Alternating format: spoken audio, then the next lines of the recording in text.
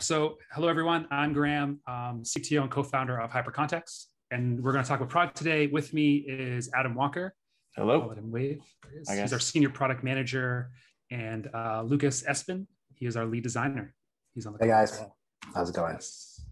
Cool. And obviously the wonderful Hiba is moderating the conversation. So if you have questions during the presentation, feel free to throw them in the chat and we'll answer them as we see them. But at the end, we will have time to go over it.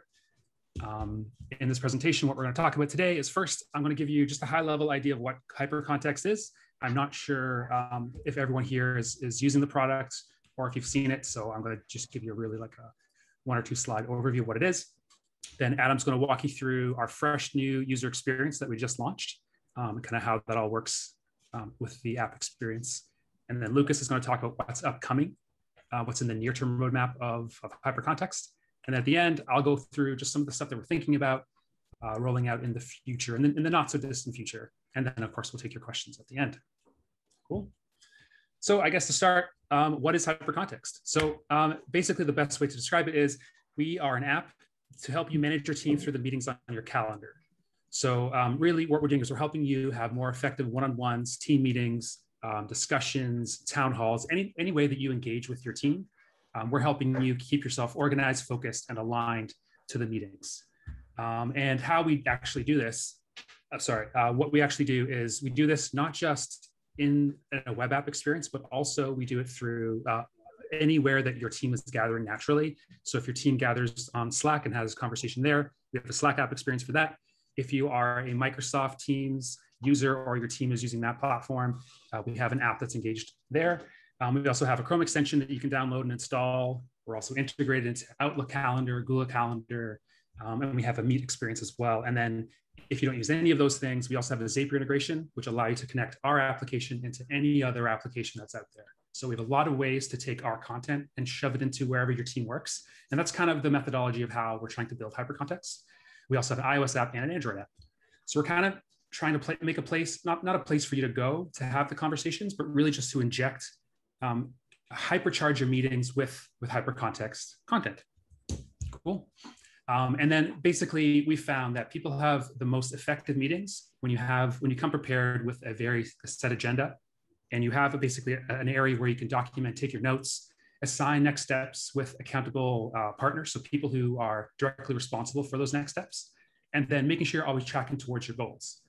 So we found that 95% you're more likely to hit your goals 95% of the time if you have set your goals ahead of time and your team are aware of them every single week where you have the conversations. So what we've done actually in Hypercontext, we've built this all in one workflow where we have your agenda that everyone has seen in advance. You can have your conversations and your notes documented there. You assign the accountabilities through our next steps feature. And then you discuss your goals every single week or whenever your meeting is, if it's a bi-weekly one-on-one or like a quarterly town hall. You track us in our app. So that's kind of the methodology behind it. I like it. I love it. Adam, what did we just launch? Yeah. So what we just launched, we do say a fresh new UX, and it honestly really is that. So if you want to hop to the next slide. So what we've launched is what we like to call just like the new navigation. The new navigation really is broken down into 3 kind of big things.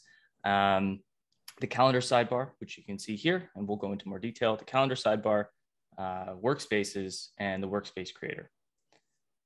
Next one. So the calendar sidebar, why we did this is we wanted to actually make Hypercontext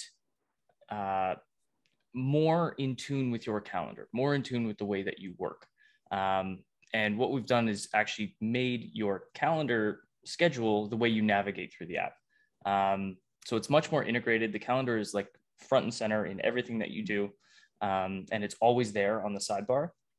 And what we've done, because most of us are remote now, some of us are going back to work. I mean, here in Canada, we are remote and we probably will be for a little bit more, longer. So for us, this is a really nice feature. If there is any video conferencing in the actual invite, it doesn't matter if you're on Zoom, Google Meet, Teams video, I believe is what it's called. You can actually click on that little camera icon in the side there, and that will actually just bring you directly into your Hypercontext meetings video conferencing. In addition to that, if you actually have our Chrome extension installed, sorry, that's right. If you have our Chrome extension installed, you can actually just click that camera icon. It'll bring you into your video chat, and then your hypercontext agenda for that meeting will automatically show up, and you don't have to do anything. It's one click, you're there, and everything is set and ready to go. Basically, it's your day in Hypercontext. You don't have to actually go to your calendar if you're not managing anything. If you're just getting through your week, getting through your day, getting through your meetings, you can do it all in Hypercontext. So yeah, that's why we did it that way. All right, next. So next up, we have workspaces. So anyone who has used Hypercontext up until now is very familiar with the sidebar and the list of your meetings. We've changed meetings to workspaces just because, like Graham said, there's goals, there's insights, there's a ton of features that actually fit into a workspace, and it's not just a meeting anymore. So we've decided to change that name to workspaces. But functionally, nothing's really changed. It's a bit of a facelift. It's everything that you know and love about the sidebar, just a little bit tuned up. So if you liked the old navigation, it's still there, and this is your new home. So. And last but not least is the workspace creator. So all this is when you click on a meeting in your sidebar, this little confirmation screen is going to pop up, and it's just where you can, you can turn off invites if you want to set up your agenda ahead of time. You can confirm all the details, make sure everything's correct. Eventually, in a future release, this is going to be the place where you can actually edit almost everything about the setup of your agenda, of your workspace. But as of right now, it's just a interstitial, make sure everything makes sense. But in the future, everything will be managed here. And I believe Lucas is showing some things there about that. And last but not least, that we don't really have a screenshot for or a demo for. Again, with making your calendar the source of truth and the way that Hypercontext kind of reacts to that, what we've changed and edited is the ability to actually turn any workspace into a one-on-one or team workspace completely fluidly. So if you want to remove a bunch of people so that it's only you and someone else, that workspace will become a one-on-one workspace. So all of the suggested item recommendations, those are all going to become one-on-one oriented. Also depending on your role. So if basically it's all fluid and it all updates according to what is, or sorry, not what, but rather who is in those workspaces and the roles that they have. Basically, it's just cleaner, more updated. It's a lot more fluid. There's a little bit less management on your side, and you don't have to worry about moving people around or closing workspaces or anything like that. Hypercontext will just manage that for you. As you do it, it will just adjust accordingly. So that's it. And that all got released this morning, actually. So feel free to check it out.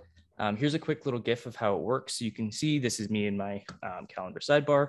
I click an event, my description's pulled in. I can turn off invites if I want, and I click create workspace, and I'm off to the races. And that's it. It looks really simple, but that's exactly how we want it to be. We want it to be simple. We want it to be easy, and we want it to make sense with the way that you are working. So if it's in your calendar, it's super easy to create a workspace. You can get going right away. And that's it. That's it for the what we released. And for new stuff, stuff coming down the pipe, future edits to the stuff that I've shown you here, I'm going to let Lucas take it away. Hey, guys. Who can just jump in, Graham? Cool, man. Okay, so the stuff that's going to be coming up is going to just be more iterations on the stuff that Adam had already shown you. And that's because we want to get our calendar sidebar more in line with what you'd expect from a calendar app. So that if our app functions very similar to what you're used to, whether you use like Google Calendar or Outlook. So what that means is you'll have the ability to use a date picker to go back and forward in time and select your meetings and workspaces that way. You'll also get a timestamp or a time marker in your calendar side nav that will just tell you where you are during your workday. That way you can kind of just keep track of your meetings better than you would without it. Next one. So here, this is your workspace view in the navigation sidebar. So right now, it's just a full-on list of all your workspaces. But what we want to do is allow all our users, to order the workspaces however they want, but as well as group them under section headings. So like in this instance, I have one group for the product team, and I can put all my workspaces that are related to that into that section.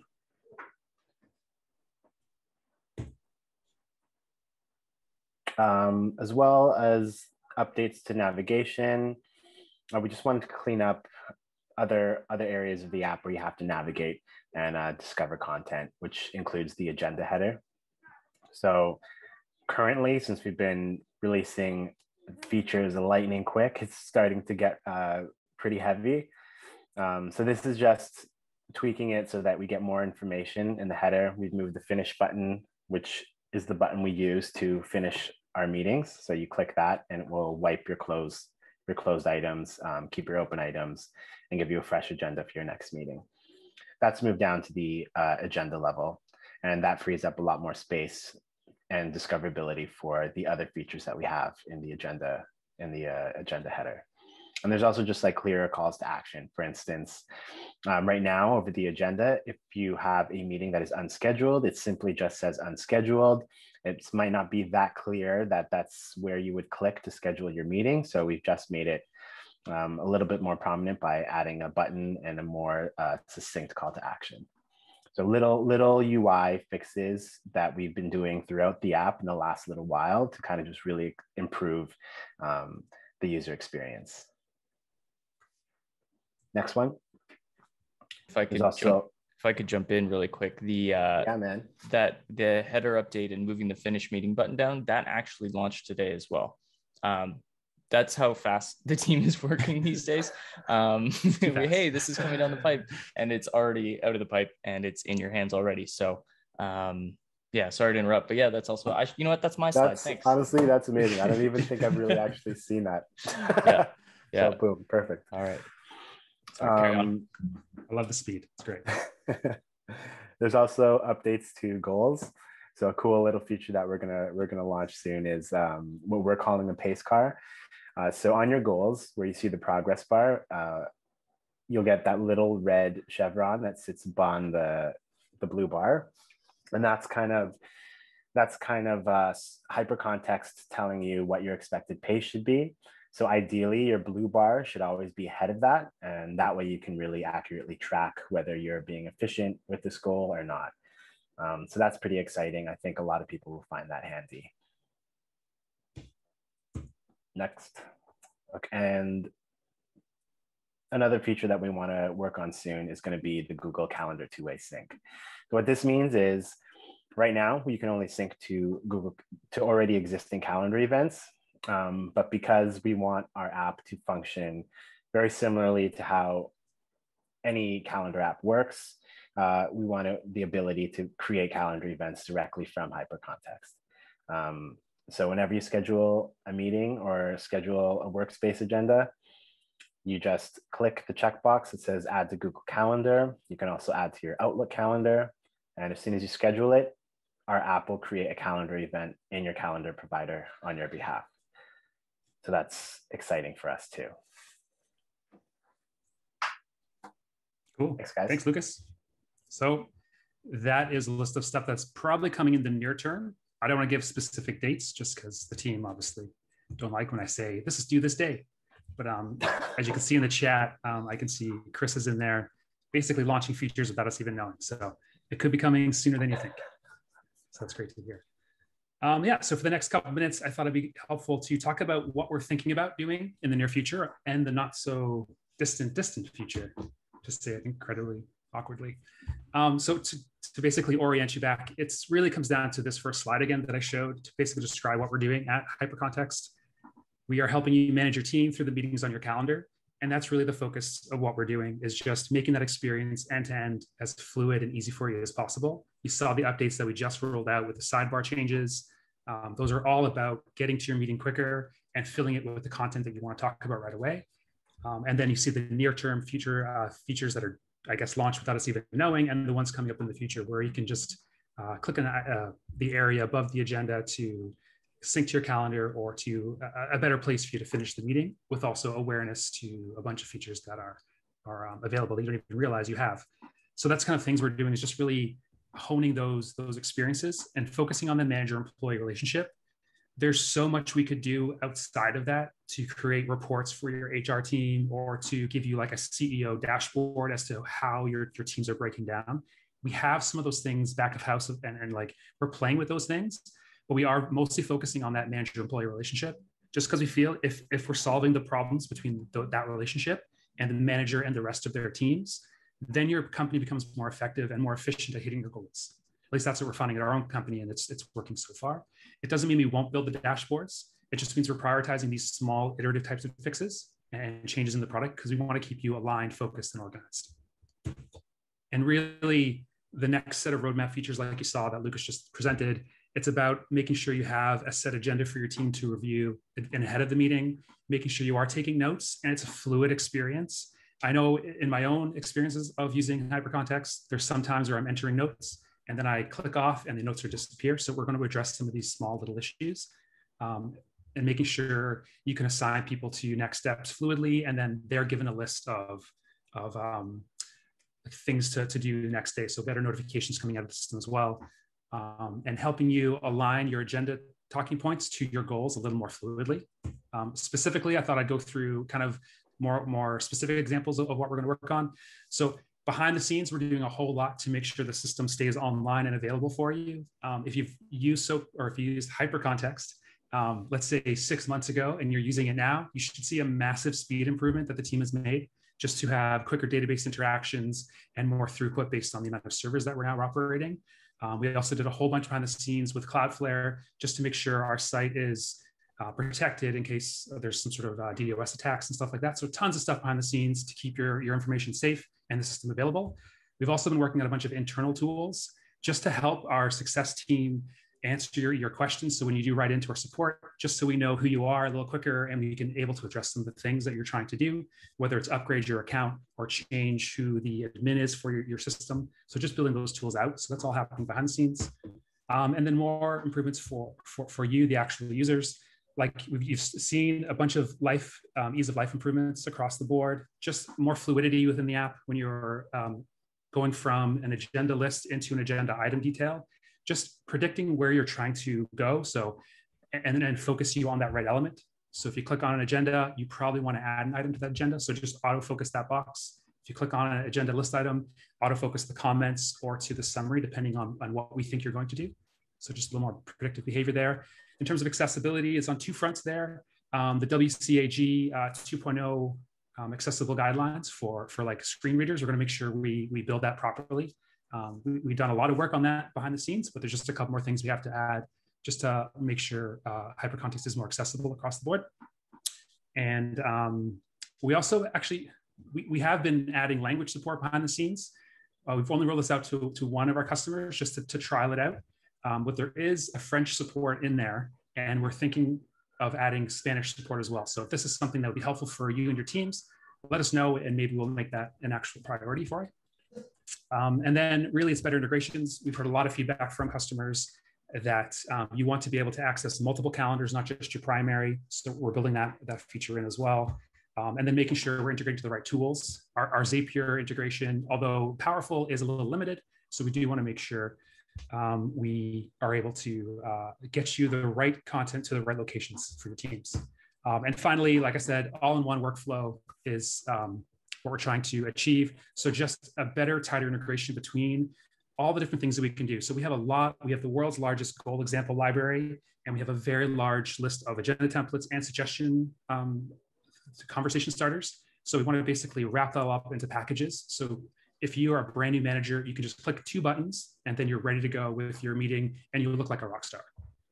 On top of that, we're going to add a bunch of improvements to our discussions capabilities. Discussions is the part of our app, not so much for ongoing team meetings or for your one-on-one conversations. It's for like town halls or AMAs. So we're just going to add more power to that. And then my 2 exciting projects that I'm pumped to work on, we're going to reimagine the entire Slack experience.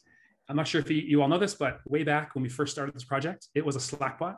And then we've kind of evolved and grown from there to an entire full functional web app. And we've kind of let the Slack bot fall behind. So we're going to reimagine the experience there. And what we've been talking about is pretty cool. So I'm pumped to get that project going. And then our iOS and Android apps, we're going to pause development on Android for now. We're going to still maintain it and make sure it works. It's very much in line with what the web app currently provides. But we are going to double down on the Apple ecosystem. We do find that most of the managers using the product are on the Apple ecosystem. So we have an entirely new experience that I think is going to, I don't want to say blow your mind, but it's going to be really, really interesting for Apple, and that's coming very soon. For now, I'll open up to questions. I know there's not a lot of time, but let's dive in. We got one question, which Adam answered by typing, but basically it's just, can we get formatting capabilities in the summary fields? For example, bullets. Yeah. Cool. We currently have Markdown support, but Adam, do you have any more further thoughts on that? Yeah, I answered it in the question. So yeah, we do support Markdown in there. The problem is we don't actually surface that very well. So we're looking at ways of making it function more like you're used to in terms of like a Gmail editor or like a Microsoft Word. We're looking at kind of improving that and making it just a little more obvious, a little bit easier to input those things for you. So the support's there, but we want to make it just clearer and more simple. And that's it. We want to do it. Amazing. Well, thank you all so much for running this session. I'm so pumped about what's coming down the pipe, especially because I don't always get a chance to see all these things. So this is really exciting. And also thank you to the people who joined the call. All right. Thank you all so much. And thank you three a ton. Awesome. Thank you. Thank you very much. Thanks, guys. See you guys. See ya. Bye. Bye.